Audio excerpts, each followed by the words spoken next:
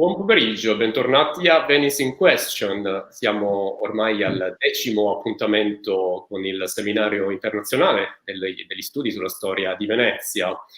Vi ricordo che per commentare, per interloquire con l'ospite di oggi potete lasciare un messaggio nella chat messa a disposizione sia da Facebook sia da YouTube, ma se volete, e ci farebbe anche molto più piacere, potete intervenire direttamente in cam qui con noi e magari lasciare un messaggio all'indirizzo che scorrerà in sovraimpressione durante il seminario e chiedere il link di accesso per intervenire e parlare, anche fare una domanda con l'ospite di oggi. Ospite di oggi si tratta di Alessandra Arizzi dall'Università Ca' Foscari, nota studiosa del gioco, ma anche di storia politica e istituzionale, della storia di Venezia nel Medioevo. L'ultima volta abbiamo parlato di Ludovico Foscarini, questa figura di patrizio veneziano, rettore, e che ha ricoperto molte cariche anche nei rettorati di terraferma con Leonard Horsch.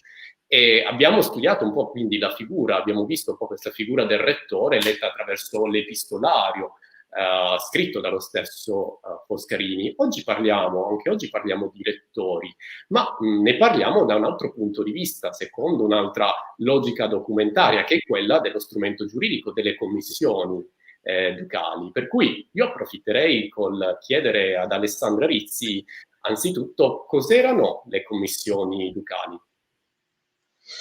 Grazie Daniele, saluto tutti coloro che sono collegati e li ringrazio.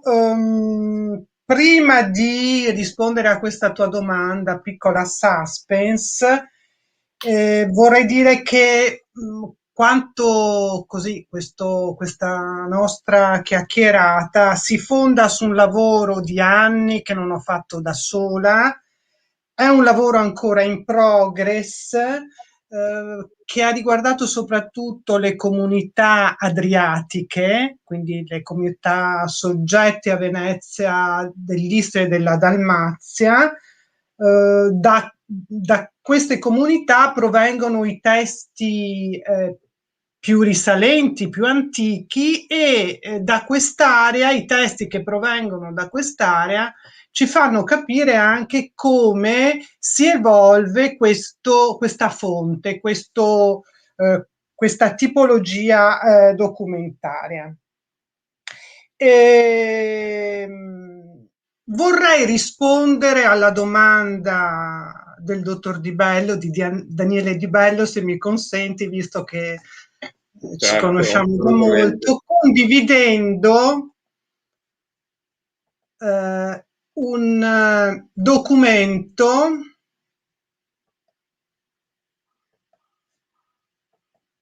spero che lo vediate.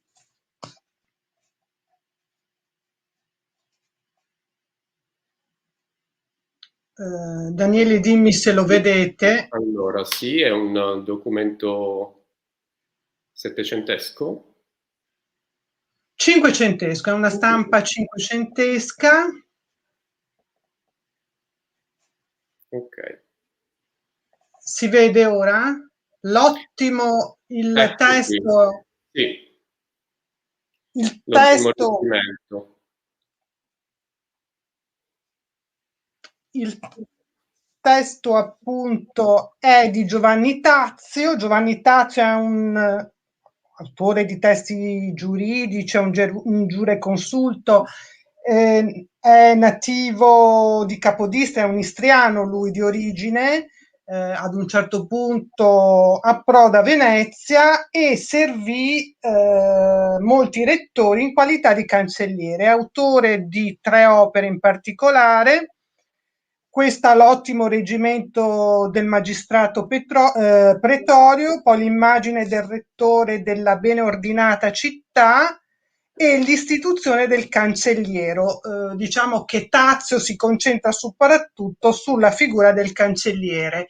In quest'opera vedete qui il frontespizio, che è stampata a Venezia nel 1564. Ad un certo punto lui parla della commissione e risponde appunto alla domanda posta da Daniele: che cosa sono le commissioni?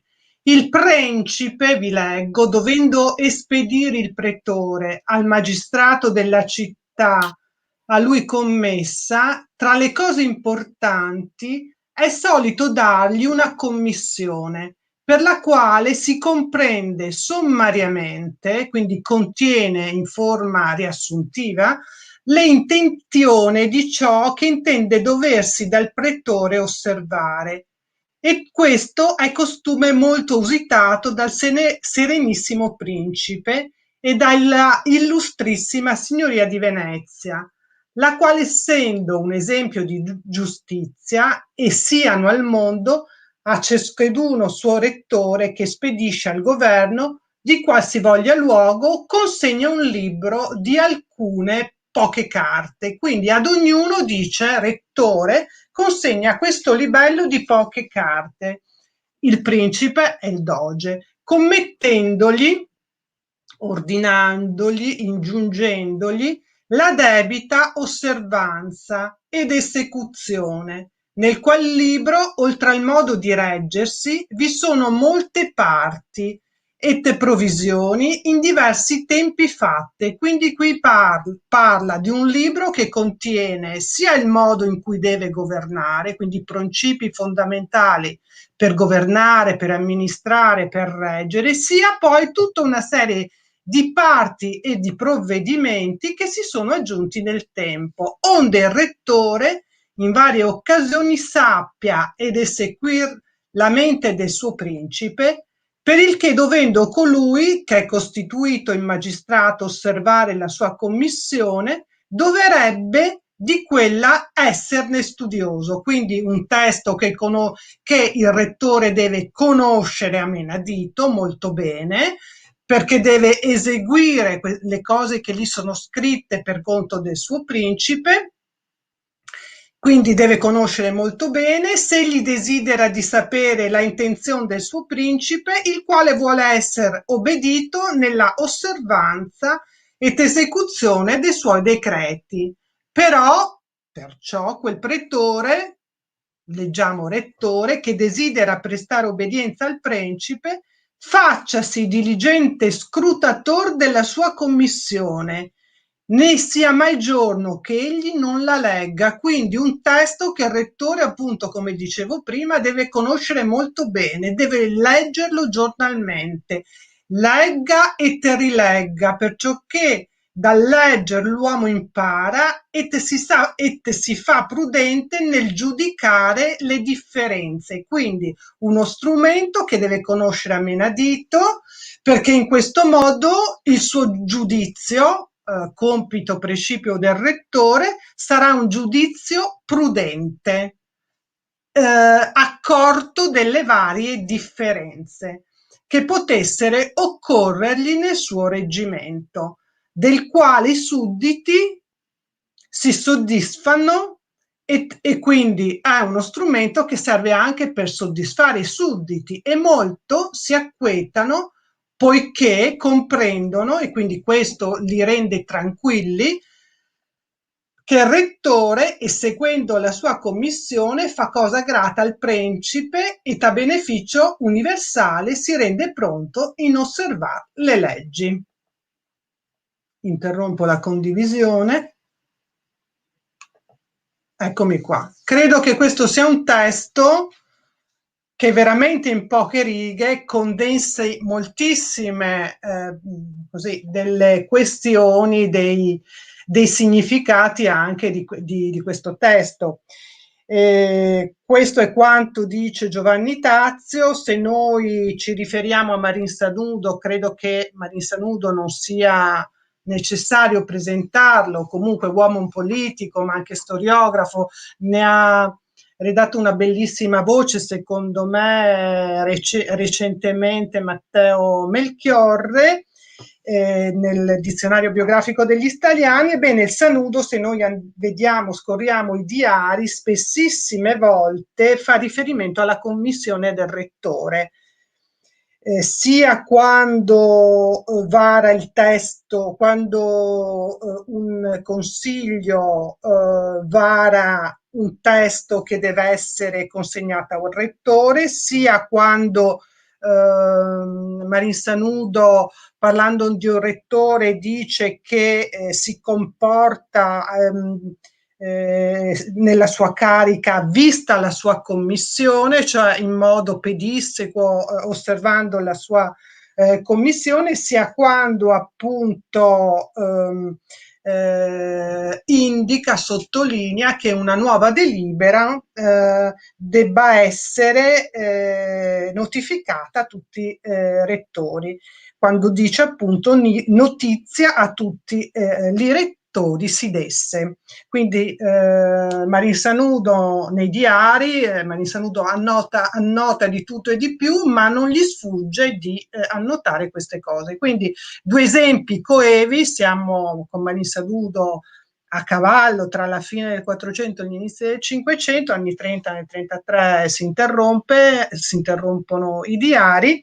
Ebbene, due voci che da un lato appunto rispondono che cosa siano le commissioni, dall'altro lato anche ci dicono dell'importanza appunto di queste commissioni. Quindi ti ho risposto in qualche modo facendo rispondere ai contemporanei.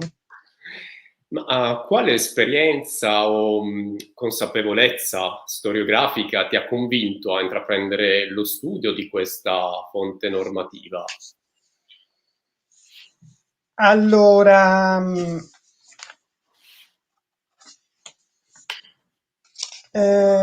su altre cose forse ritorneremo dopo. Volevo solo dire che quando si parla di questa fonte, ma lo dico proprio in estrema sintesi, dobbiamo fare chiarezza sia terminologica, perché parliamo di capitolari, parliamo di commissioni, parliamo di formulari, parliamo di formulari ad personam, di commissioni ad personam.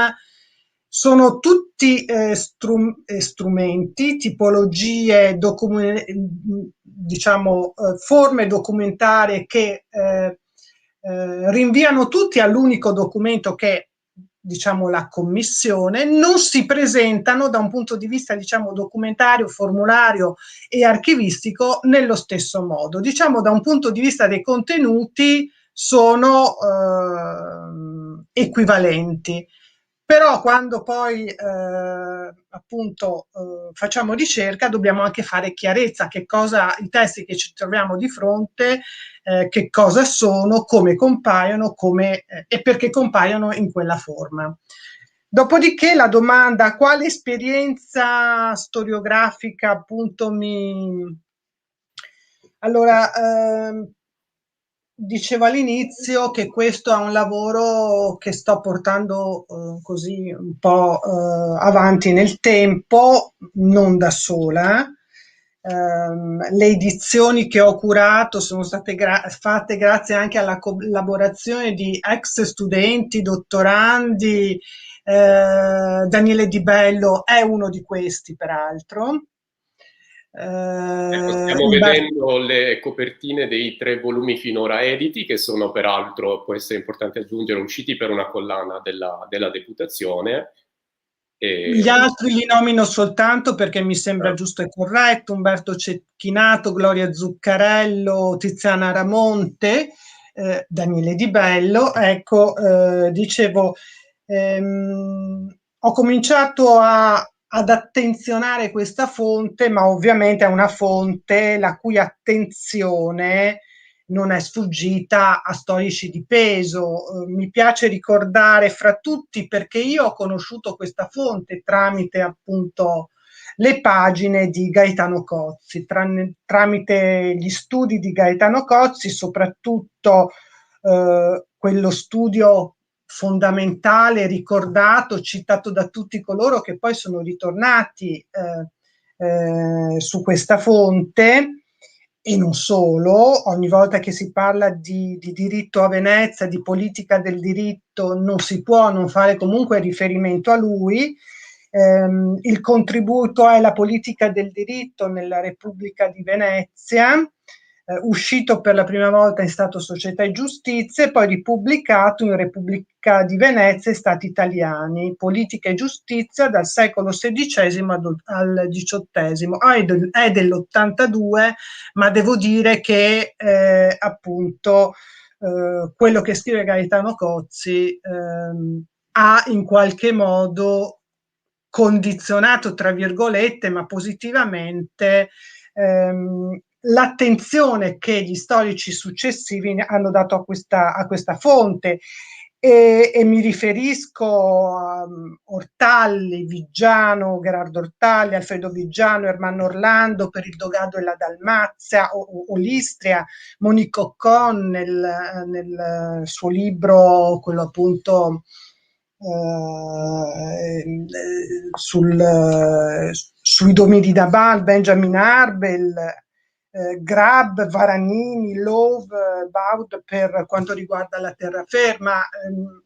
Cito veramente soltanto quelli che mi vengono così in mente, però partirei da Cozzi. Lo aveva preceduto Pansolli con quell'articolo La gerarchia delle fonti di diritto nella legislazione medievale veneziana, soprattutto la parte che riguardava l'Istria, ma devo dire che partirei da Cozzi come attenzione. In quel capitolo che parla della politica del diritto veneziana, cioè quella caratteristica di Venezia di fare del diritto uno strumento politico, in questo contributo lui accenna moltissimo agli statuti e a come Venezia utilizza il diritto nei vari domini e diciamo il discorso lo porta avanti facendo sempre un confronto costante tra quanto si dice negli statuti e quanto riportano le commissioni. E quindi direi che questo è stato, poi ripeto, quelli che ho citato prima Ermanno Orlando per la Dalmazia proprio si è soffermato e per il Dogado sullo strumento appunto della commissione, ha scritto anche lui pagine estremamente importanti, ha dato definizioni estremamente importanti. Io mi sono chiesta a questo punto quale ulteriore lettura si può dare, quale valore aggiunto può essere dato riprendendo in mano questo, diciamo, questa fonte. Credo che la ricerca sulle commissioni in qualche modo possa inserirsi in quell'ambito di studi, in quell'ambito storiografico che considera il potere come relazione. Quindi calandosi nella concezione premoderna, ovviamente sto tagliando in modo molto con l'accetta, concetti molto raffinati, ma giusto per cercare di essere anche abbastanza chiara, dicevo calandosi nella concezione premoderna, il potere dello Stato inteso non come una entità astratta, ma come un rapporto diretto tra soggetti e pubblici ufficiali, un'interazione quindi concreta tra popolo, ufficiali e governanti.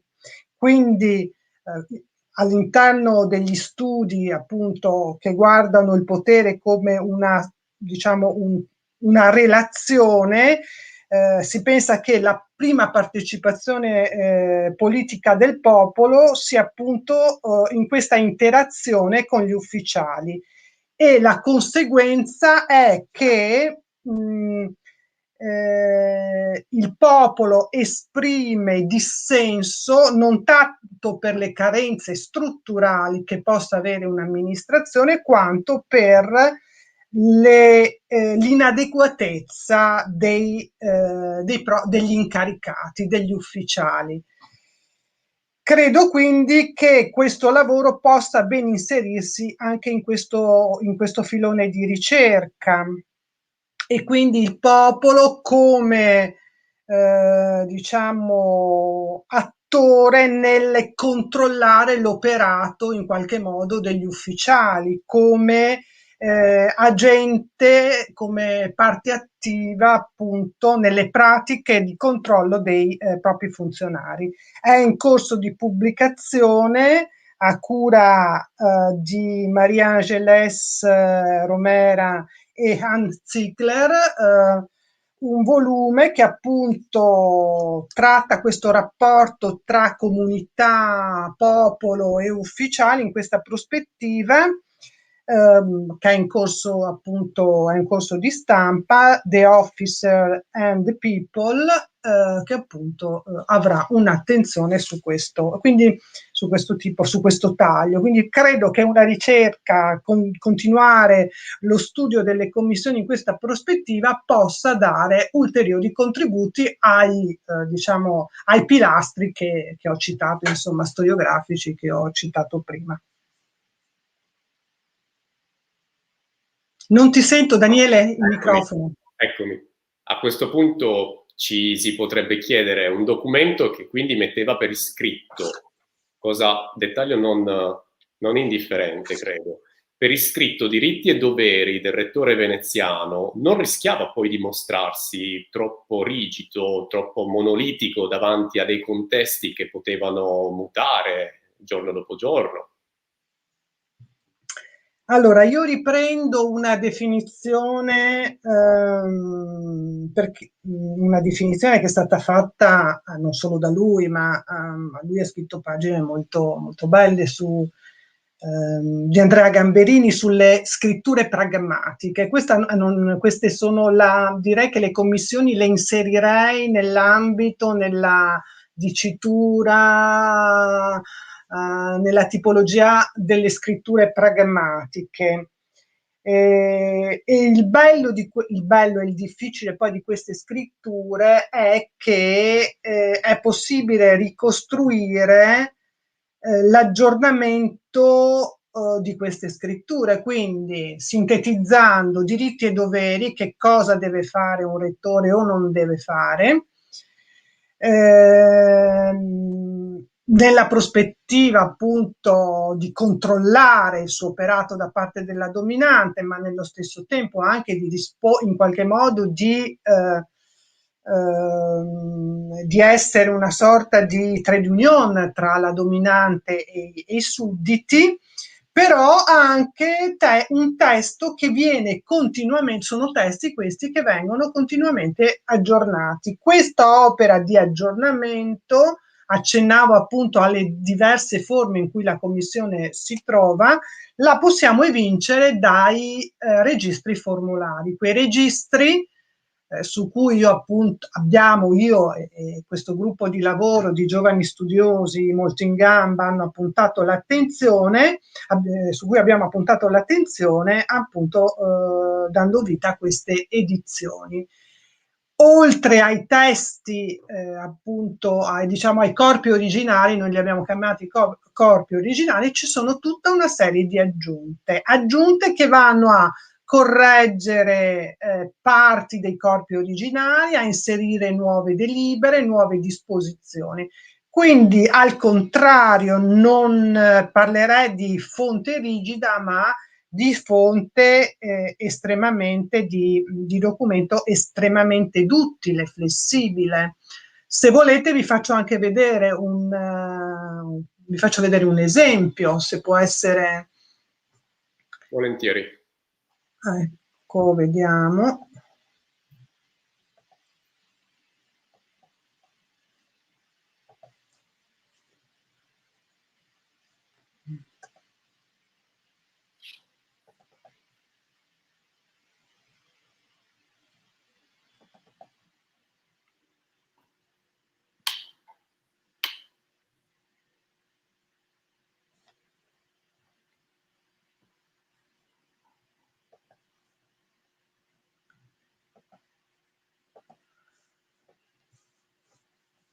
Ecco, questa è, vediamo se riesco a... Eccoci. Questa è la commissione per il conte di Sebenico, dell'età di Giovanni Soranzo. Questo è il testo, diciamo, il corpo principale. Questa è datata, no, non è datata, questo è il corpo principale. Qui, da questa, si vede la freccia? Sì. Ecco, da qui in giù, ecco, queste sono le aggiunte, sono le parti aggiunte. Questa è una, ho scelto di mostrarvi una pagina, una carta, scusate il verso, questo poi, molto pulita, nonostante sia appunto un corpo originario e la serie di aggiunte. In altri casi in cancelleria operano cancellature, depennano, rascano la pergamena, fanno un po' di tutto. Ecco, questa è, direi, piuttosto leggibile. Interessante è questa parte qui, perché questa, che è una commissione, è un formulario, è una commissione per dar di bembo, quando viene Sebenico entra nell'orbita veneziana, si fa questa commissione per questo nuovo rettore, per questo conte, dar di bembo. Questa diventa formulario, cioè su questa diventa il testo base poi per i rettori che andranno a ricoprire l'incarico dopo Dardibembo. Quindi questa è un po' una peculiarità. Il formulario vero e proprio non ha il nome del rettore, il formulario vero e proprio ha dei puntini qui di sospensione al posto del nome. Questa è la prima, diciamo, commissione stesa per questo rettore che entra in questo nuovo dominio veneziano, Sebenico.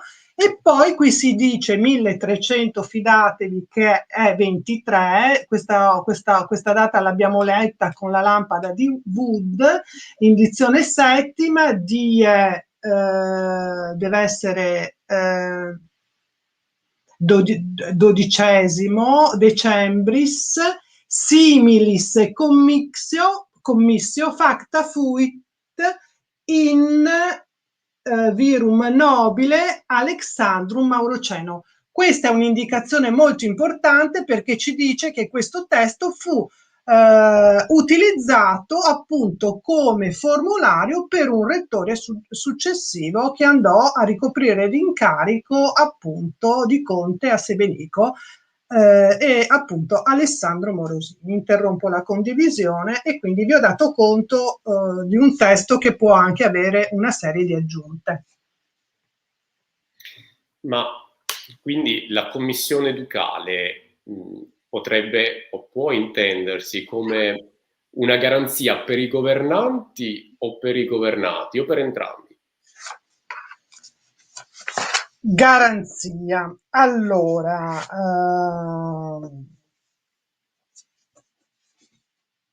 mi fai delle domande estremamente complesse, complicate, articolate. Ovviamente cerco di stringere.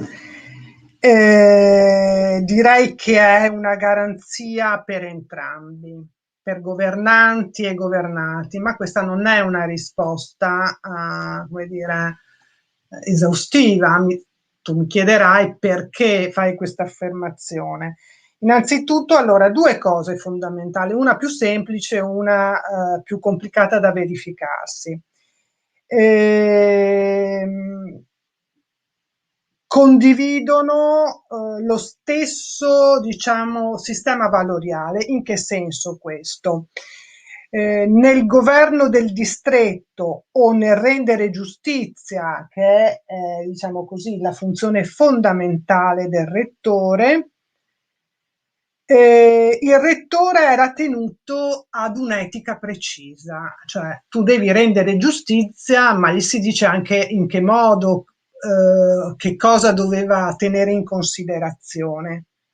Un'etica che viene precisata nel dettaglio. Potevano cambiare le formule, anche se bene o male poi insomma si ripetono, ma la sostanza rimane quella. Se noi andiamo a vedere le commissioni capitolari, che dir si voglia, per i rettori inviati in Dalmazia o in Istria, si diceva che si avrebbero dovuto operare legaliter et recte e bona fide, o più semplicemente un'altra formula, bona fide sine fraude. Oppure si insisteva sull'operare ad honorem et proficum veneciarum, quindi interesse, onore, profitto, fedeltà, questi sono nei confronti di Venezia. D'altra parte, però, si diceva anche in tutte, come contraltare, contropartita, proposse salvationem, conservationem, ac statum pacificum e quietem della città che appunto andava a governare, di cui assumeva l'incarico. Quindi c'era sempre, e questo sistema, diciamo, se noi andiamo a vedere soprattutto le commissioni che riguardano, che sono le prime che noi abbiamo, che riguardano Zara, capitolari o commissioni di giuramenti, o commissioni che riguardano Zara, dico sono le più risalenti perché Zara è uno dei primi, diciamo, primi domini. Tutti questi valori poi concorrono ad assicurare una fedeltà reciproca. Quindi direi da una parte questo sistema di valori condiviso, dall'altra parte tutte le parti in causa richiamate in questi documenti, e parliamo del rettore, parliamo della dominante, parliamo della comunità, fanno riferimento alla commissione nei loro ricorsi.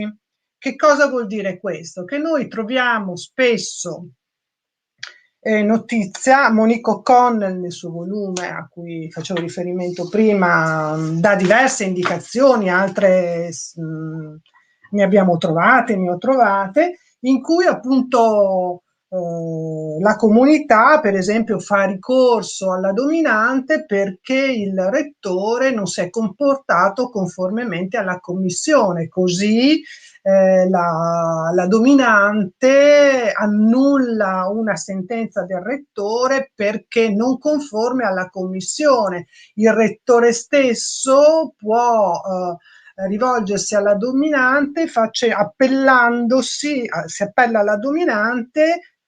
Mi viene in mente un caso, chiede un aumento di salario, chiede un qualcosa in più, sempre facendo riferimento alla commissione. Quindi la commissione, nel momento in cui c'è un'istanza, c'è un bisogno di rivendicare qualche cosa da parte da parte di tutte e tre le parti in causa, diventa elemento a cui riferirsi a testimonianza di appunto una rivendicazione, a supporto di una rivendicazione. Direi che questi sono i due elementi che mi fanno dire garanzia sia per gli uni, che quindi per le comunità, sia per la dominante. Il rettore veneziano si insediava, abbiamo appena detto, appunto in una comunità che era già retta dagli statuti, dalle consuetudini e soprattutto anche dai patti con Venezia. Come interagiva la commissione ducale, quindi un ulteriore strumento normativo, con queste altre fonti normative? Non è una domanda di piccolo calibro, Daniele, questa. Direi che per quanto riguarda, allora, forse non sono stata sufficientemente chiara all'inizio, ma direi tra diciamo, i contenuti della Commissione diritti e doveri, diciamo, l'elemento fondamentale sono individuate, indicate quelle che sono le modalità con cui il rettore, scusate, deve rendere giustizia. In particolare viene definita la gerarchia delle fonti di diritto, e cioè quali sono gli strumenti giuridici utili al rettore per amministrare la giustizia. E ovviamente vengono calibrate di luogo in luogo, non è che Venezia si comporta oppure indica le fonti di diritto allo stesso modo, come dire, le stesse fonti di diritto. In linea generale, diciamo, quando ci sono, dice tu rettore, dovrai giudicare in base agli statuti del luogo, se gli statuti ci sono, o in base alle consuetudini del luogo, oppure in base alla buona coscienza o l'arbitrium. Diciamo che per i casi in generale, per i casi più complicati, complessi, che attengono alla giustizia penale, Venezia preferisce attribuire, sottolineare l'esercizio dell'arbitrum del rettore, che è un giudizio equitativo, si dice, cioè in base, il rettore giudicherà, arbitrum che non significa giudicare in modo arbitrario, ma un giudizio equitativo che tenga conto della situazione. Ecco perché si parla di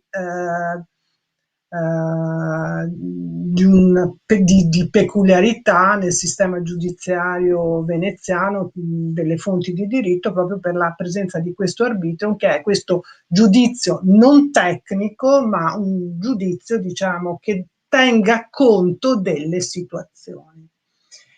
Quindi il rapporto con gli statuti, nel senso che la commissione anzi li chiama in causa gli statuti laddove ci sono. Gli statuti sono le comunità, nel momento in cui fanno il passaggio a Venezia, chiedono una delle domande che fanno praticamente sempre, quella di poter mantenere le loro consuetudini, i loro statuti, e in generale Venezia concede, salvo ovviamente fare dei distinguo. Diciamo che la modalità del passaggio, come è avvenuta la conquista o comunque il passaggio a Venezia, determina anche se accettare o meno da parte di Venezia che la comunità mantenga i propri statuti. In generale sì, salvo in situazioni che si sono, diciamo così, mostrate particolarmente spinose, e quindi in quel caso allora sospende la vigenza dello statuto per un periodo più o meno lungo. Il discorso con i patti, devo dire, qui apre veramente un tema molto complesso, molto articolato. Direi che è l'aspetto su cui io mi sono maggiormente soffermata, anzi devo dire forse è la cifra un po' più originale del lavoro poi di riflessione che ho fatto su queste fonti, cioè l'attinenza della commissione con lo strumento pattizio, quanto la commissione, qual è il rapporto tra commissione e strumento pattizio. È un rapporto che dal mio punto di vista merita di essere approfondito. Anticipo dicendo che soprattutto in determinati momenti, nel momento del passaggio di queste comunità nell'orbita veneziana, penso di poter dire, almeno ripeto, nelle fasi di acquisizione di nuovi territori, che la Commissione in qualche modo possa fungere da strumento attuativo dei pacta. Cerco un po' di spiegarmi. I patti, penso di non dover spiegare che cosa sono comunque, rinviano appunto alle modalità del passaggio di queste comunità nell'orbita veneziana. Determinano le modalità del passaggio, quali sono i termini del nuovo rapporto, si tratta di prendere degli impegni reciproci. Venezia prende sotto la sua ala protettiva queste nuove comunità e reciprocamente si stabiliscono i termini del rapporto. Attenzione, Venezia ovviamente non deroga dal fatto che lei è la dominante, quindi però in questa, diciamo, in queste modalità di passaggio Venezia terrà conto anche delle specificità locali, della volontà, delle istanze, dell'esigenza da parte di queste comunità in qualche modo di poter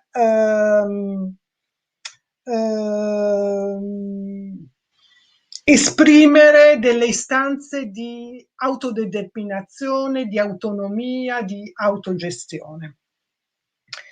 I patti si concretizzano da un punto di vista documentario in strumenti proprio normativi che stabiliscono alcune cose e vediamo allora qual è la relazione tra patti e commissioni. Detta molto semplicemente, mi sembra di vedere proprio delle attinenze e proprio dei travasi addirittura di contenuti dai patti alle commissioni. Attinenze generali, per esempio, quando nelle commissioni si ricordano, vengono ricordate le crisi che hanno portato poi, le guerre che hanno portato per esempio a dei patti che sono stati quelli che hanno poi portato queste nuove comunità nell'orbita veneziana. Spesso la commissione, soprattutto in queste fasi le commissioni, le prime commissioni stipulate, stese per i primi rettori, insistono sull'osservanza dei pacta. Insistono, osservanza che deve essere sia da parte del rettore sia da parte della comunità, quindi reciprocità anche nell'osservanza dei patti. Questa osservanza dei patti la vediamo anche a distanza di tempo, però, in commissioni stese a distanza di diversi anni dal momento del passaggio, quindi questa insistenza sull'osservanza dei patti. Quando la Commissione, peraltro, cita i patti, molte volte li cita con grande precisione, nominando per esempio chi è il notaio che ha redatto il documento e dove il patto è conservato. Altro elemento, le prime commissioni, accennavo alle commissioni, le prime che noi abbiamo sono quelle che appartengono al conte, sono dei primi anni del 200, al conte di Zara, sono registrate in copia ovviamente nel Liber Pactorum, quindi anche questa presenza archivistica secondo me è un segnale di questa, sono elementi estrinseci questi, però comunque dal mio punto di vista creano un link forte tra la commissione e il patto. E poi abbiamo sicuramente il travaso di contenuti pattizi. Dal mandato del rettore noi troviamo in molti patti addirittura già precisato, mi riferisco sempre a Zara ma non solo, il mandato del rettore, quindi tempo, salario, composizione della famiglia, lo troviamo nel patto e questo lo troviamo direttamente nella commissione. Altri elementi, gli elementi che definiscono la giurisdizione, come deve amministrare la giustizia, ce lo precisa il patto e ce lo precisa anche la commissione. Riusciamo anche attraverso i patti a capire quali sono le richieste dei sindaci, quindi degli ambasciatori della comunità che hanno, diciamo così, facilitato, sono stati facilitatori del passaggio a Venezia, coloro che hanno portato le istanze della comunità. E adesso ovviamente il tempo è molto tiranno, non posso fare dei casi specifici, ma proprio abbiamo le richieste e le vediamo proprio nella trama del patto, cosa chiedono i sindaci, cosa risponde Venezia, e poi le risposte ritornano alla comunità, la comunità conferma, queste risposte confermate dalla comunità diventano i patti tra Venezia, il patto tra Venezia e la tal comunità, e queste risposte le ritroviamo all'interno della commissione. Devo dire che mi sembrano elementi abbastanza significativi e forti per dire che questi travasi, queste attinenze mi fanno pensare, mi fanno dire che appunto il documento della commissione sia in qualche modo il documento attuativo dei patti. Mi fermo perché credo che non siano finite le tue domande, ma sicuramente avremo modo di riprendere anche dopo alcune questioni. un'ultima cosa soltanto, quindi è molto importante questo, perché sostanzialmente ci dice quanto la comunità e le richieste della comunità possono impattare allora non solo al momento del patto, quindi della dedizione a Venezia, ma anche poi in un documento che definisce le funzioni, la fisionomia di un rettore che andrà a governare la comunità. Quindi questa incidenza della comunità è tutto da vedere, quanto, in che misura, quanto dura nel tempo, se questo che noi vediamo, che si può osservare per le comunità adriatiche, è lo stesso in terraferma. Sono tutte domande aperte. Ripeto, questo impatto della comunità non lo abbiamo anche nel corso del tempo in queste comunità, nelle cosiddette aggiunte. Molte delle aggiunte, una parte delle aggiunte, si parlava prima di questo strumento che in realtà è flessibile, perché ci sono una serie di aggiunte, in realtà sono delibere sì di Venezia, ma delibere fatte su istanza delle comunità, in base a delle suppliche avanzate dalla comunità.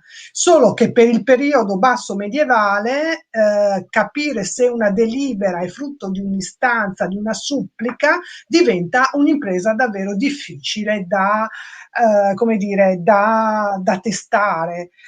Se noi andiamo ovviamente nel Cinquecento, dove iniziano tutta una serie archivistiche che conservano le suppliche, quindi possiamo anche capire bene come avveniva l'iter della supplica, il discorso ovviamente cambia. Però casi, alcuni me li ha segnalati anche Daniele Di Bello, di casi appunto di delibere che diventano aggiunte di commissioni, ma sono delibere nate su istanza, su super supplica avanzata da parte delle comunità. Quindi la comunità che impatta anche nel processo di aggiornamento di questi testi. Scusami, ma volevo in qualche modo chiarire, perché mi sembra veramente molto importante.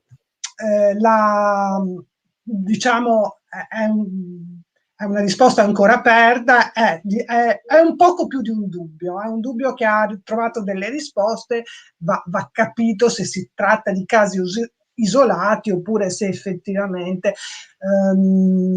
per quest'area Giovanni De Vergottini, che ha scritto secondo me delle pagine meravigliose, datate sicuramente per chi ha tagli di lettura, ma se vogliamo ricostruire le vicende dei passaggi, delle dedizioni sui documenti, li spiega in una maniera perfetta, richiama sempre molto l'attenzione sull'importanza di capire come nascono le leggi. La norma non è qualche cosa di assettico, di calato dall'alto, come lo vediamo ai giorni nostri, insomma, movimenti, diciamo, di popolazione che si mobilita per cambiare delle leggi. Poi si perde la memoria di questo, rimane la legge, ma se noi riusciamo a ricostruire quello che è tutto quel processo che ha portato a una norma, ovviamente noi capiamo di più il senso della norma e dei rapporti che intercorrono tra chi emana, diciamo, ufficialmente la norma e chi poi deve rispettare queste norme. Hai parlato prima di impresa titanica, ne abbiamo parlato più volte, con la collaborazione di altri giovani studiosi hai curato e pubblicato l'edizione dei formulari di queste commissioni ducali tra il 2015 e il 2018, vediamo le copertine sullo schermo. Ma quindi che tipo di sfida ha presentato un lavoro del genere, che peraltro va anche rilevato, diventa sempre più raro fra le abilities o skills richieste a un medievista oggigiorno? Io ti ringrazio molto di questa domanda. Forse da un punto di vista, diciamo così, storiografico interessa di meno, forse dei contenuti, però interessa di più lo studioso, e metto tantissime virgolette, nel senso che è quello che mi ha mosso. Questi lavori sono delle edizioni complesse, ma nascono come inizialmente dei case study durante dei corsi universitari. Quindi vai a lezione, proponi a degli studenti che poco sanno di storia di Venezia, magari men che meno di diplomatica, di paleografia, zero di che cosa sia un'edizione critica, proponi così, sottoponi dei testi che poi è un know-how che cerchi di trasferire, una passione, un know-how, che poi nel tempo ha dato la possibilità di raccogliere insieme un gruppo di lavoro. È stata una sfida per loro, per i giovani che appunto fanno questi lavori che ripagano pochissimo, sia da un punto di vista, diciamocelo francamente, di carriera. Sono lavori che vengono poco valutati, sono però delle grandi palestre. Un po' come si diceva una volta, imparare il latino e il greco non ti serve per la vita, ma sono sicuramente delle palestre, perché ti insegnano a ragionare. Sono sicuramente delle palestre, oltre che l'editore per un medievista deve essere anche un editore di fonti, forse così ragiona ancora in modo un po'. Sfide perché bisogna operare delle scelte, chi mettere in campo a lavorare, si tratta di editare in questo caso delle fonti. Ci sono delle vecchie edizioni, poche, è una fonte che ha avuto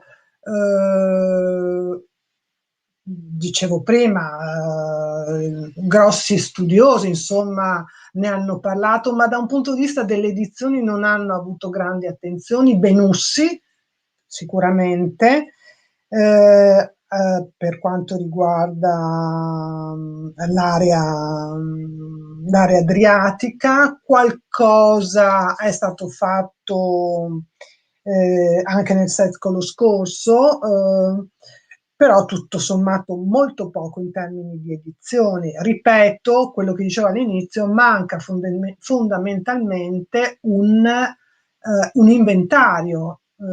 Il libro di Elena Zepe, Venice Illuminated, io non so se si veda, parla delle Power and Painting in Renaissance Manuscripts, tutto un lavoro sulle miniature. Parla moltissimo un bellissimo libro delle commissioni, delle immagini che compaiono nelle commissioni, non come strumento politico, e se noi andiamo a vedere la bibliografia, le fonti, per quanto riguarda le commissioni c'è una vera e propria diaspora. Troviamo commissioni veramente sparse nelle biblioteche di tutto il mondo. Manca, ripeto, un repertorio, un indice che ci dica. Del resto, se noi pensiamo, le prime sono degli inizi del 200, ogni rettore aveva la sua commissione, arriviamo al 1797, una mole immensa di materiali da indicizzare. Quindi bisogna operare delle scelte, che cosa editare e non editare. Noi ci siamo concentrati sui formulari e come editarli. Sono scritture, ripeto, d'uso, pragmatiche, per cui la scelta dei criteri, che cosa editare, come editare, gli apparati, è stato piuttosto complesso. Le competenze, ci vogliono veramente tante competenze, sono lavori che vanno fatti in pool, in gruppo. C'è chi si è occupato della descrizione codicologica, anche quella è stata molto importante per capire. Noi stiamo parlando di un fondo fondamentalmente archivistico che continua a essere descritto anche nella nuova pagina archivistica in modo abbastanza omogeneo e unitario. In realtà non è così. Gli 8 registri di cui si compone questo fondo, o dei formulari, in realtà non contengono tutte commissioni ai lettori, ma qui si apre un altro. Quindi le competenze codicologiche, paleografiche, varie competenze incrociate, bisogna trovare dei finanziamenti. Noi abbiamo usufruito di 3 finanziamenti della legge regionale del 94 15-5, legge regionale del Veneto, 3 assegnazioni che ci hanno consentito di portare avanti questo progetto. Bisogna fare poi un progetto, a noi sembrava buono, ma deve essere competitivo, quindi il finanziamento lo devi ovviamente vincere, poi devi relazionarti con tutta una serie di istituti. Noi ringraziamo la Deputazione, l'Archivio di Stato, l'Associazione Centro Studi Cultura e Ambiente del Territorio di Noale, che ci ha permesso poi di portare avanti di presentare i progetti alla regione, la biblioteca Marciana, insomma tutta una serie poi di istituti, e sto citando solo quelli con cui noi ci siamo interfacciati per questi lavori, che sono a Venezia, ma che ci hanno in qualche modo, l'Istituto Veneto sicuramente anche lui, bisogna poi anche interfacciarci ci hanno dato una mano, ciascuno secondo le proprie competenze. Come vi è già accaduto con Maria Fusaro, questo spazio in genere si conclude con una domanda che è un po' al limite tra metodo storico ed esperienza personale nel mondo della ricerca. Quindi chiedo anche a te quale documento o fondo d'archivio dei Frari o di qualsiasi altro archivio veneziano ha stimolato più di tutti le tue riflessioni e i tuoi risultati, e perché? Ovviamente non necessariamente le commissioni Ducadu. Sicuramente anche le commissioni per questo lavoro, perché poi alla fine non è stato un lavoro perché è molto complesso, perché spero di portarlo avanti, perché a parte aver rivisto trascrizioni, ho fatto trascrizioni, mi sono cimentata anche nel ruolo di coordinare. Un conto è fare da solo un lavoro, un conto poi coordinare anche il lavoro altrui. Da un lato è bello, dal lato anche molto faticoso, insomma impari tante cose. Che posso dire? Io ricordo che una delle prime fonti fu il fallimento di cura. Non cito il corso, non cito il docente perché è conosciutissimo. Cura il fallimento di Bernardo Zane, mi ricordo, e non sono riuscita a recuperare bene la fonte. Quella fu il mio primo approccio duro, proprio impatto duro con l'archivio.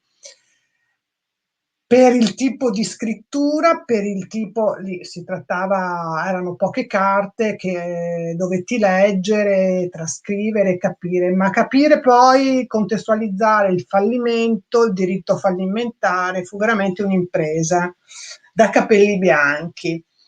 Quella perché fu proprio il primo impatto, e allora ti dico quello, ti dico anche il fondo Podestà di Torciale Contrade, quindi il fondo di una podesteria, per la varietà di documenti che puoi trovare, dai processi alla trascrizione di bandi, di statuti, ad altra documentazione e anche ai danni che un fondo archivistico può avere, quindi riflessioni da un punto di vista contenutistico, ma anche devi capire che le varie tipologie documentarie e poi anche il problema della conservazione di questi documenti. Quando si affronta un lavoro sulle fonti, devi essere pronto non soltanto alle contestualizzazioni, a capire il contenuto, il senso e quant'altro, ma anche a problemi proprio d'ordine pratico molto.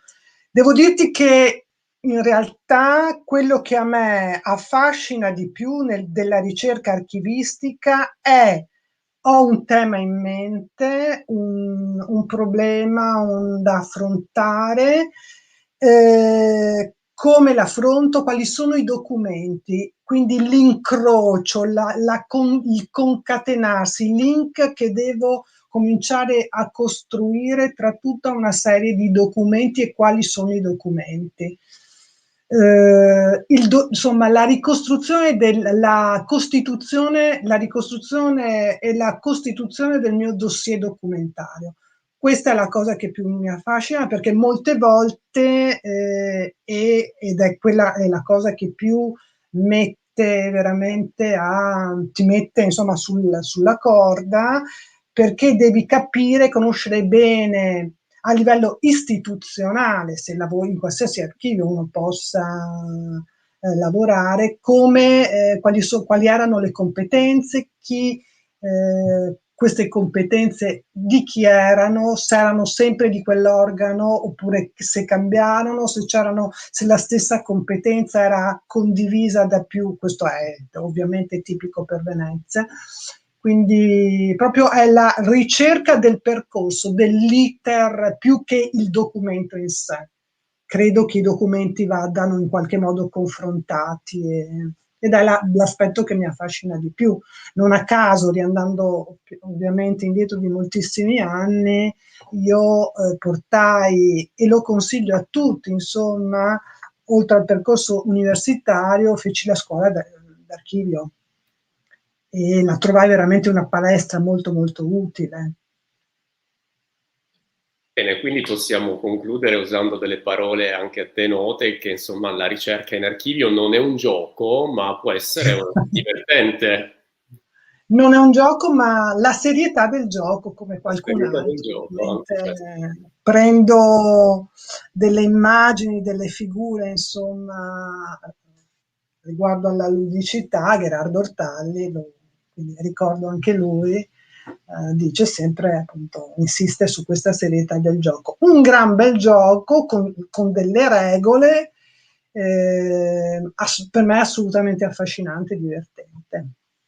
Bene, ti ringrazio Alessandra per questa prima parte che si conclude appunto su queste ultime riflessioni e possiamo ora cominciare e dare anche il via a eventuali domande o riflessioni che chi ci sta ascoltando vuole condividere con noi. Sicuramente è già giunto un primo intervento che chiederei alla regia per favore di trasmettere da parte di un assegnista dell'Università di Messina, Vincenzo Tedesco. Grazie per l'intervento molto interessante. Avrei una domanda per la professoressa Rizzi. Può avere un senso paragonare i rettori dello Stato da Mar con quelli dello Stato da Terra? Grazie della domanda. Sì, sì, certamente. Certamente se io affronto, se io leggo questa domanda pensando ai documenti che io ho visto, i rettori di terraferma sono meno anziani, cioè abbiamo rettori, ovviamente dobbiamo spostarli di quasi 2 secoli avanti. Lì le commissioni hanno, per esempio, il raffronto, abbiamo città grosse, abbiamo più rettori, abbiamo podestà e capitano, il corpo, diciamo, si articola. E per quanto riguarda le commissioni, Lì abbiamo un altro problema che ovviamente non ho fatto a tempo e quindi denota anche la complessità delle figure di terraferma, ma anche ovviamente poi dello Stato d'Amar, ma di terraferma perché appunto parliamo di 400 e soprattutto nel 500, tutta quella parte di aggiunte diventa esorbitante, tanto che qualcuno ha pensato di chiamare quella parte di aggiunte come diciamo, il diritto veneto che vige poi nella terraferma. Stiamo parlando non più di libelli che venivano dati al rettore, quel libello che diceva, a cui accennava appunto inizialmente Tazio, che doveva leggere di poche carte, ma diventano dei veri e propri libri, dei manoscritti. Le biblioteche sono piene, biblioteche non solo veneziane, ma di tutta la terraferma che ha fatto parte dello Stato veneziano. E Cappelluzzo ha editato la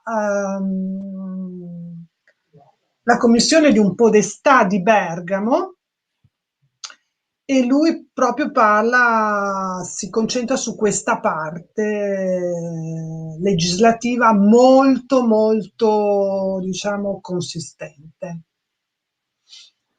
Bene, allora abbiamo un intervento. A proposito, prego. No, il problema del confronto. Una sfida sarebbe, io ne so veramente meno che zero, scusate un'espressione così poco elegante, ma sarebbe bello poter uscire, diciamo, dall'ottica veneziano-centrica. Che cosa succede nello Stato a Firenze, che cosa succede a Milano. A Firenze, per esempio, ci devono essere disposizioni generali e poi gli statuti. Cosa succedeva in altri contesti italiani.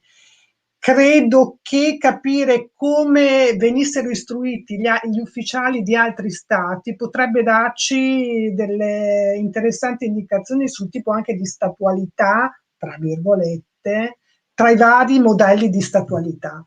Però non voglio addentrarmi in campi minatissimi. Voi ne sapete più di me. Allora proviamo a mandare in linea. C'è un intervento da parte di Ermanno Orlando. Chiederei alla regia, eccolo qui. Buonasera. Buonasera, ciao Alessandra, ciao Daniele. No, in realtà, a parte che vedo che c'è anche il professor Varanini, non so se volevate coinvolgerlo per prima, anche perché questa cosa... Ecco, se non mi parlavate di queste presentazioni... Sì, grazie, pregherei la regia di mandare anche Varanini. No, perché questa domanda in realtà su commissioni dello Stato d'Amare, commissioni di terraferma, mi sembra comunque molto interessante e quindi non so anche se il professor Varanini voleva dire qualcosa. Cioè mi chiedevo se mettendo a confronto queste due tipologie documentarie si nota, cioè ci siano delle differenze tra una commissione data ad un rettore dello Stato d'Amare rispetto ad una commissione data ad un rettore di terraferma. Ovviamente siamo in un periodo cronologico diverso, quindi siamo rispetto alla commissione trecentesca che abbiamo visto prima, adesso siamo inizio 400, quando Venezia conquista la terraferma. Perché faccio questa domanda? Perché io ho la sensazione sempre di più, proprio dal punto di vista storiografico, che quando si affrontano queste due realtà ci sia proprio una percezione molto diversa, che, come dire, poi una percezione diversa che viene recepita anche nei termini che noi utilizziamo per definire le diverse realtà. Quando parliamo di domini da mar, parliamo appunto di domini marittimi, qualcuno usava fino a qualche tempo fa colonie, poi si è usato molto il concetto di impero, adesso si tenta di introdurre questo concetto di Commonwealth. Quando si parla invece dello Stato da terra si parla di Stato regionale, di Stato territoriale. Sembra quasi ci sia una consapevolezza diversa, proprio dal punto di vista storiografico, per cui per la terraferma si può parlare di statualità, per quanto statualità debole, statualità composita, statualità leggera rispetto appunto alla terraferma, mentre per il mare non si può parlare di statualità. E mentre invece dal mio punto di vista c'è una continuità non soltanto costituzionale, ma anche cronologica. Cioè quello che dal mio punto di vista Venezia sperimenta come dire, dalla parte del mare, poi lo ritroviamo dalla parte di terra. Però ecco, volevo capire dal punto di vista delle commissioni se anche tu hai questa impressione, oppure se non è così, ecco. E se anche tu hai questa percezione, e lo chiedo anche al professor Valenini, se questa percezione appunto proprio dal punto di vista storiografico che siano due realtà trattate in maniera quantomeno diversa. Lascio a Gianmaria. Attende una io ti dico delle commissioni, ma ovviamente è ben più articolata la domanda di Ermanno.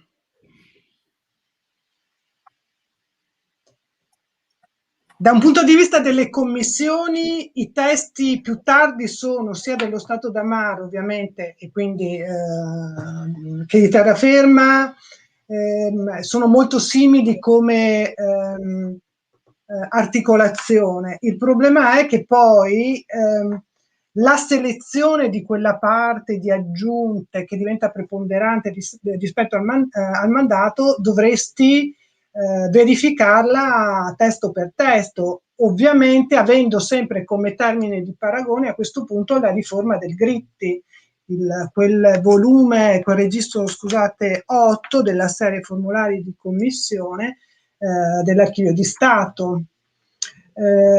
Capire anche, peraltro, anch'esso doveva essere una riforma che metteva, diciamo, in qualche modo doveva mettere ordine nelle commissioni di terraferma e del dogado. In realtà poi ci sono tutta una serie di disposizioni che devono valere per i rettori, si dice, sia di terra che di mare, e poi vengono fatte anche una serie di aggiunte. Quindi è un testo, è una riforma che vale, secondo me, solo per un po' di anni, fino a che a sua volta non vengono fatte tutta una serie di aggiunte. Quanto quella riforma diventa in qualche modo termine di paragone dal 1534 in poi, e quanto invece venga superata, e quanto le varie selezioni delle commissioni dello Stato d'Amaro, di quella parte aggiunta di delibere che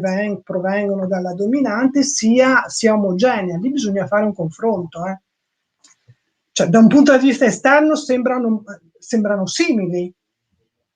Non abbiamo più commissioni, libelli, poche carte, come ci diceva Tazio, ma il problema è che poi vanno verificate Sì, parliamo di centinaia di testi. Come? Che per me è già una risposta questa. Cioè risponde anche alla domanda più ampia che avevo fatto dal mio punto di vista. Professor Varanini, cosa... Attendiamo. Io volevo solo fare... non mi sogno nemmeno di... C'è un'eco fastidiosa. Forse aspetta.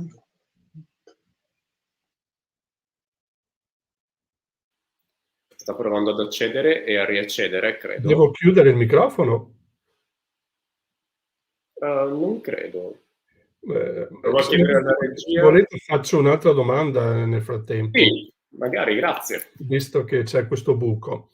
No, l'altra cosa che mi pareva interessante durante appunto la discussione, la presentazione, proprio a partire da una domanda fatta da Daniele Di Bello, cioè se queste commissioni rappresentassero un elemento di garanzia per entrambi gli interlocutori, quindi sia per, diciamo, la dominante, per Venezia, che per le comunità soggette. Ecco, chiedo questo perché io poi vedendo, anch'io per me era così, però poi studiando un po' dal di dentro queste realtà, queste comunità, recentemente ho avuto l'occasione di studiare soprattutto Spalato, diciamo che quando i riferimenti, diciamo, interni alla comunità in termini di gerarchia delle fonti di diritto sono quasi sempre e solamente sono ovviamente gli statuti, perché gli statuti, come dire, rappresentano l'identità stessa della comunità, è il momento identificativo, è il momento di appartenenza della comunità, e poi sono i patti che in qualche modo, è stato detto, secondo me efficacemente, rappresentano in qualche modo la Costituzione materiale, cioè quella che come dire, dà le coordinate per poi il governo, il governo che spesso è un governo condiviso, che è un governo dialettico, solidale, eccetera, eccetera, con quel governo di queste realtà. Però ecco, quando come dire, dall'interno si fa riferimento a questa serie di, a questa gerarchia delle fonti di diritto, quasi mai la comunità nomina le commissioni. Cioè la commissione sembra essere uno strumento importante ovviamente per il rettore, è quasi l'elemento di come dire, gli dà le coordinate, entro cui muoversi all'interno della comunità, che cosa deve fare, che cosa non deve fare, che cosa deve osservare, che cosa non deve osservare, eccetera.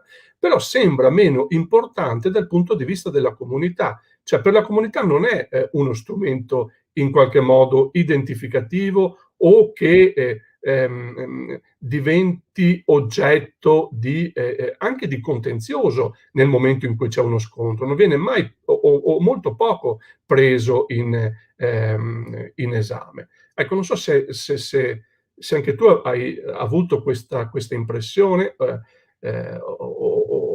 sì, ecco sì, qual è appunto allora, in più di un'occasione nelle commissioni si dice al rettore, innanzitutto diventa la commissione stessa indicata come fonte di diritto.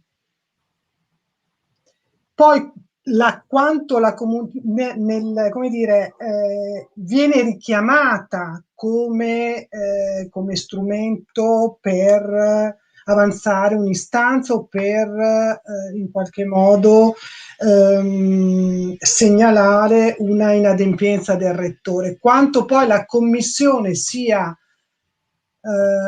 secondo me questo travaso di contenuti c'è, è molto difficile da verificare, quindi in qualche modo la comunità c'entra o comunque si vede riconosciuta dalla dominante nel momento in cui una delibera, la dominante peraltro segnala, segnala nell'aggiunta, questa è frutto di una istanza della comunità, perché spesso lo mette.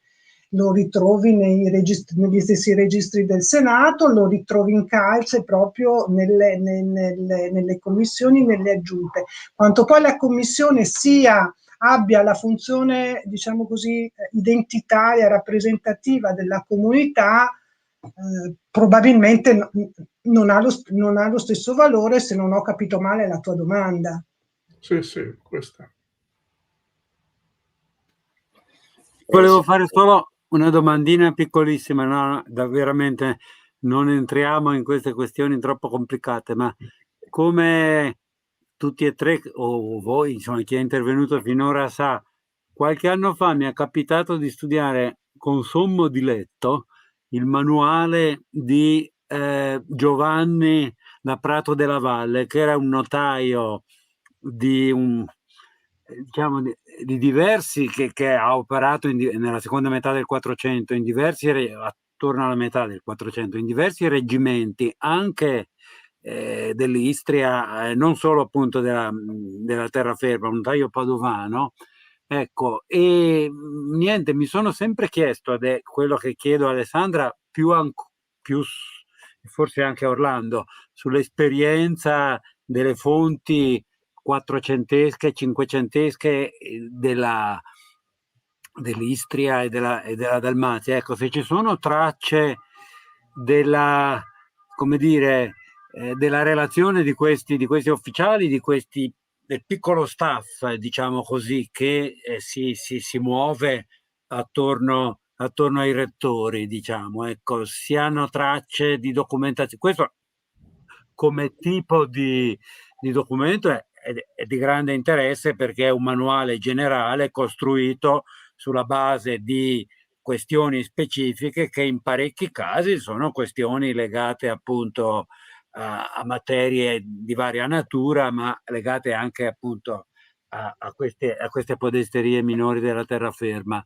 E anche entrando nell'età moderna, nel 500-600, ci sono materiali di questo genere, ci sono tracce dell'operato di questi notai semiprofessionisti che hanno un ruolo, credo, rilevante. Tutto qua.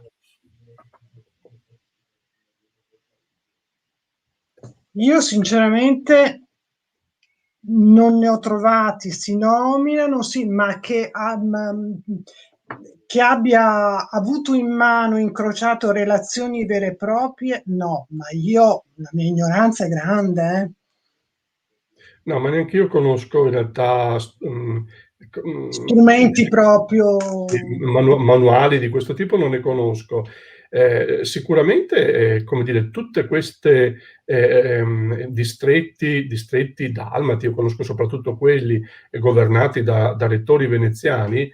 Lo staff del rettore era composto da notai che spesso erano reclutati o a Venezia o in terraferma, e quindi, come dire, le provenienze sono quelle, e la formazione è quella. Sì, no, questo è chiaro, ma capire,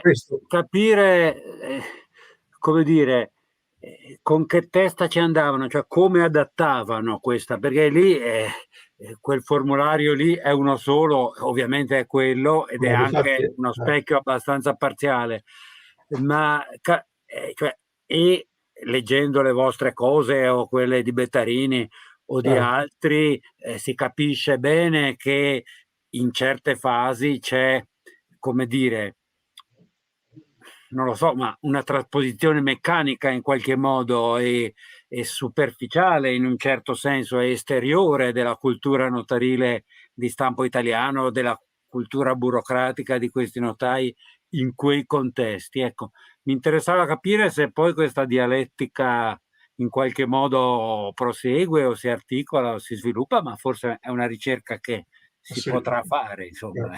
Credo che sia proprio da fare. Io formulari di questo tipo non ne ho mai trovati. Per esempio a Spalato, che ho studiato abbastanza per il 400, non ho presente materiali di questo tipo. Cioè, c'è soltanto appunto il materiale di cancelleria redatti da notai, che sono notai di questo tipo, però è materiale di cancelleria, quindi c'è tutto quello che contiene una cancelleria, diciamo, di un rettore di un distretto dello Stato da Mare di Venezia. Però anche studi, diciamo, stretti o specifici proprio di diplomatica comunale non sono stati fatti. No, io non ne ho presente. Qualcosa ha fatto Francesco Bettarini, Francesco Bettarini, sì. Stavo confondendo, no, qualcosa ha fatto lui di studio appunto su queste tematiche, ha studiato un po' forse per Ragusa? Per Ragusa, ma non soltanto, lui sta proseguendo anche questi studi per, diciamo, l'area, la Venezia, la Dalmazia veneziana, però ecco, così approfonditi non credo siano stati mai fatti, quindi di diplomatica per verificare, per capire la trasposizione, la cultura, il tipo di preparazione e quindi il know-how di questi notai, di come poi si esprimesse in quelle realtà. Io credo che studi così specifici non siano stati ancora fatti. Sicuramente c'è spesso la questione del rispetto della norma, per cui non si potevano, come dire, non poteva essere replicato il mandato, quindi quando ne trovano uno di buono cercano di tenerselo, perché spessissimo si interviene sul problema dei notai cancellieri. Spessissimo si parla delle carte, della tenuta dei registri, ma poi che cosa, cioè il risultato io sinceramente non... E c'è osmosi fra lo staff dei podestà o dei conti, quelli che sono, e poi la cancelleria locale? Passaggi... Spesso le due realtà coincidono.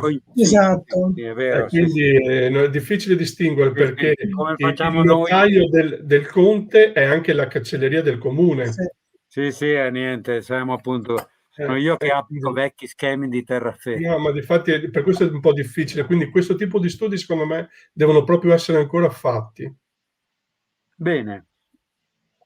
Allora, abbiamo un'altra domanda per Alessandra Rizzi da Facebook, da Dimitra Papagherghiu. Si chiede come giustifica che in commissioni ducali di Parga sotto il dominio veneziano dal 1752 al 1762 vi siano disposizioni per esempio del 1583 concernenti lo sfruttamento del legno.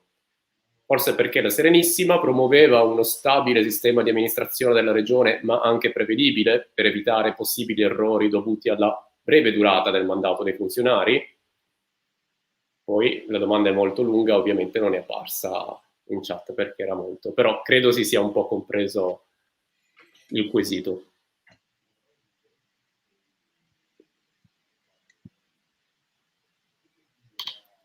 Cioè il fatto, si chiede come mai in commissioni settecentesche si trovano disposizioni così antecedenti? Sì. È questo il senso? Sì.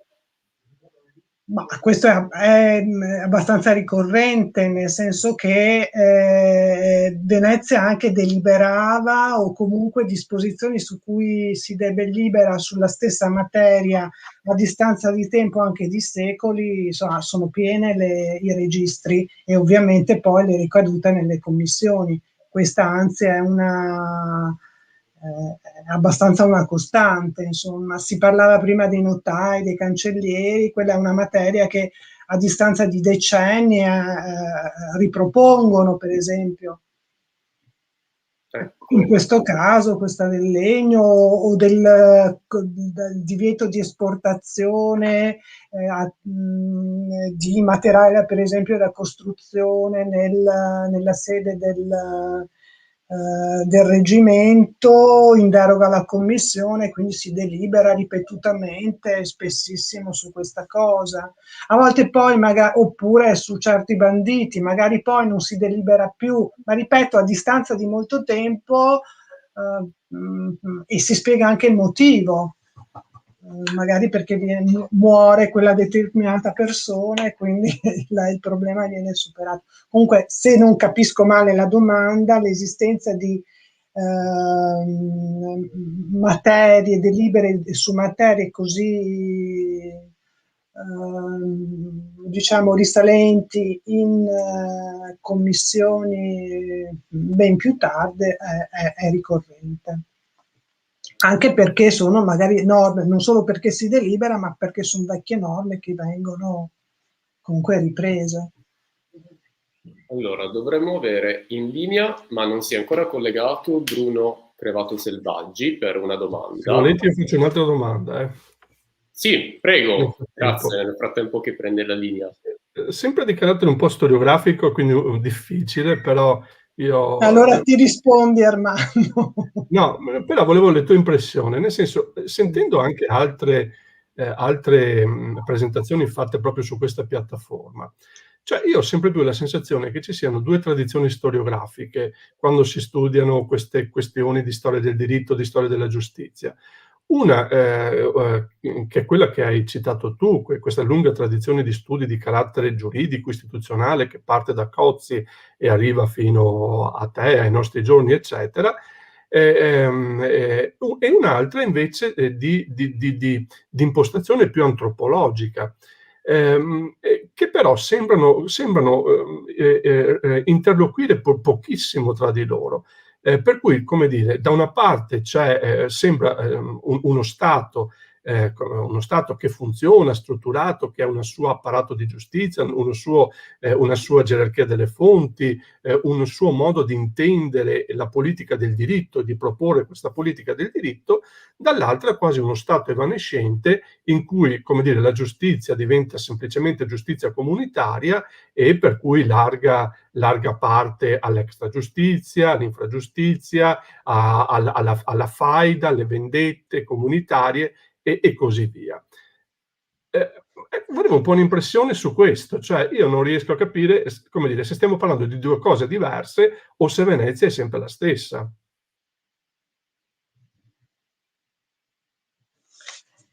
Sì, ho capito anche a chi fai riferimento.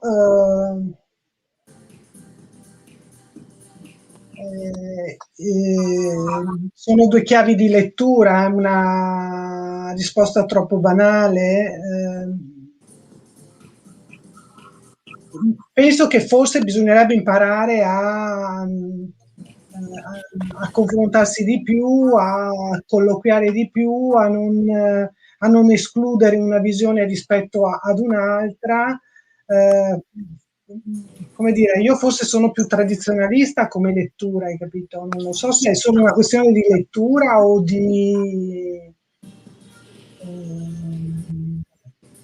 di sostanza, insomma. No, ma non è solo una questione di sostanza, perché poi diventa, dal mio punto di vista, anche una questione di linguaggio. E io trovo che poi, come dire, ci sia proprio una difficoltà di interloquire, perché sembra che il linguaggio non sia un linguaggio comune. Per cui se io dico delle cose, le dico in un modo e le propongo in un modo, in qualche modo non vengono capite o recepite. Cioè c'è proprio una dissimmetria a livello dei piani del linguaggio. Non so se ho chiarito questa cosa, che parte proprio, che deriva proprio da una dissimmetria dei piani storiografici. Però la mia domanda è: ma di che Venezia stiamo parlando? Della stessa Venezia o di due Venezie completamente diverse? Basta, io non ho più Non è altro. solo una questione, secondo te, di linguaggio a volte, che Lo è tantissimo di linguaggio, però mi domando se sia solo che questo. non ci sia, non voglio dire non ci sia sempre una che a questo linguaggio differente corrispondano effettivamente dei contenuti o anche delle ottiche differenti. Non lo so. Io sono un po', diciamo, come dire, sono un po' A frastornato. disagio? Sì, a disagio con questa dissimmetria di piani, che ho già verificato in altre situazioni. Proviamo a chiedere il quesito di Don Benvenuto a Bruno Crevato Selvaggi per porre la sua domanda, una riflessione ad Alessandra Rizzi. Allora. Sì, buongiorno. Mi scuso perché, ciao, nonostante fosse per me un appuntamento molto atteso, io non ho potuto seguire dall'inizio perché mi trovavo in viaggio e anche in questo momento sono nella hall di un albergo, come forse si vede dallo sfondo, e da una musica francamente fastidiosa che si sente in secondo piano. Per cui non posso porre una domanda perché non ho sentito il dibattito iniziale. Avevo chiesto la condivisione perché volevo semplicemente così salutare, ringraziare per l'intervento e ricordare che se le commissioni sono il documento di partenza del rettore per il suo mandato, la sua relazione finale quando rientra in Senato o in collegio sono un po' il documento di chiusura e quindi l'alfa l'omega del suo percorso nel reggimento dove è andato a tenere il rettorato. Ora le relazioni di questi rettori sono l'oggetto di una ricerca che con la Società Dalmata di Storia Patria conduco da qualche anno, che si concretizza sia in un sito, sia in pubblicazioni a stampa, sia in convegni annuali, che quest'anno si terrà di presenza, se non casca di nuovo il mondo, dal 30 settembre al 2 ottobre a Venezia, a cui quindi invito tutti. E quindi era un intervento soprattutto pro domo mea, ecco, se posso permettermi. Nell'ambito invece dell'ultima domanda di Ermanno Orlando, io mi trovo, se posso suggerire una mia brevissima e modestissima riflessione sul tema, mi trovo d'accordo con quanto ha detto Alessandra e in particolare io direi che si tratta sempre, alla domanda di Orlando, stiamo parlando della stessa Venezia o no? Sì, stiamo parlando sempre della stessa Venezia, che ha operato sempre con un fil rouge fondamentale di, direi, senso dello Stato in opera in funzione di mediazione continua all'interno delle classi nel reggimento, fra il reggimento e la dominante, all'interno dell'area del notabilato e della parte più popolare dei luoghi e delle regioni dove si trovava, e quindi si tratta di un metodo di governo che probabilmente i patrizi avevano ben introiettato entro sé e su cui la nostra meditazione odierna fa ancora difficoltà a comprendere bene. Insomma, io direi che la parola mediazione continua è la parola interpretativa chiave, però è un sistema che non abbiamo ancora compreso bene. Per cui la conclusione di Alessandra, dobbiamo confrontarci molto su questo, da questo punto di vista, è assolutamente condivisibile sia all'interno di ciascuna storiografia nazionale, sia soprattutto fra le diverse storiografie nazionali che hanno degli approcci profondamente diversi nelle regioni dell'Adriatico e dell'Egeo. Insomma. E in questo senso questi convegni internazionali che organizzano vogliono essere un piccolissimo tassello di confronto fra le diverse storiografie nazionali, che anche al loro interno dibattono a volte anche in maniera molto, molto accesa su questi temi, su qual era il ruolo di Venezia in Istria piuttosto che in Dalmazia, piuttosto che nelle Ionie o nell'Egeo, insomma. Ecco, così una riflessione molto modesta, ma quello che posso fare nella hall di un albergo dopo un viaggio da Tregenda che mi ha portato qui. Insomma. Grazie. Grazie. C'è una domanda da Nicola Carotenuto da Oxford, per cui mi chiedevo come mutino le commissioni dal 300 in poi e quanto le commissioni siano simili a quelle di altre realtà italiane e quanto le commissioni siano parte di una tradizione pattizia del 400 italiano e di Venezia in particolare. Ringrazio della domanda. L'obiezione, se è sicuro che esistano commissioni come quelle veneziane altrove, sono molto contenta che mi segnali l'esistenza. Quando dicevo l'altro, come dire, sento molto l'esigenza di capire poi la formazione di questi ufficiali, rettori, chiamiamoli come vogliamo, in altre realtà italiane è un po'... è vero, insomma, credo che sia importante capire come venissero istruiti. Venezia così, e gli altri che cosa facevano? Io non credo che esistesse proprio un sistema come questo veneziano. Si parla di statuti, si parla di disposizioni generali. Quelle veneziane come si modificano?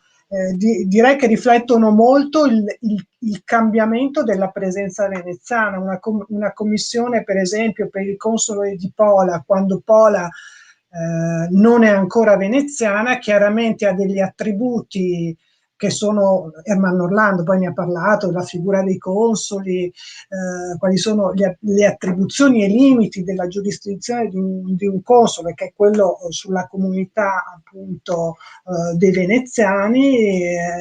Man mano che la presenza veneziana si stabilizza, anche la giurisdizione del rettore si amplia ed è un riflesso nella commissione. Poi soprattutto man mano che si avanza nel tempo, aumenta quella parte, diciamo, normativa che va ad aggiungersi al mandato, che è un po' una parte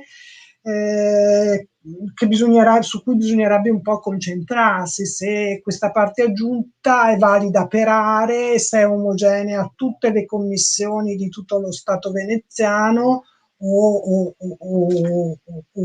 è qualcosa di diverso. Parlare di commissioni per altre realtà che non siano veneziane, sinceramente non conosco, mi piacerebbe conoscere. Grazie di aver... un commento, una riflessione, anche un po' una risposta di Michael Nepton al quesito precedente sul rapporto fra storici e antropologi. Lo stato degli storici delle istituzioni e le società degli antropologi confaide sono ambedue presenti negli studi sui tanti stadi pre-800. Si incontrano se i rispettivi autori non esagerano. E quindi non devono, forse questo lo dicevi anche prima Alessandra, entrambi non devono imparare a comunicare senza affossarsi o aggrapparsi alle rispettive formazioni. Ringrazio Michael Knepton della sua equilibrata puntualizzazione e della sua presenza, ovviamente. Bene. Non abbiamo altri quesiti e quindi credo siamo anche in perfetto orario, come anche l'ultima volta.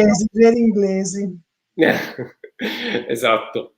Per cui non mi resta che chiudere questo seminario ringraziando Alessandra Rizzi per essere stata qui con noi e anche tutti voi per aver seguito l'evento di quest'oggi, che se volete potete recuperare già in serata sul canale YouTube della Deputazione, e quindi non mi resta che augurare una buona serata. Grazie ad Alessandra Rizzi. Grazie, la parola ultima dovrebbe essere la tua, mi permetto di rubartela per ringraziarti tanto di questo invito e per, diciamo così, ringraziare chi non vedo ma chi si è palesato, anche chi si è palesato e chi non vedo per la presenza e per la pazienza e per le domande. Grazie Daniele, veramente di cuore. E a presto. A presto, arrivederci.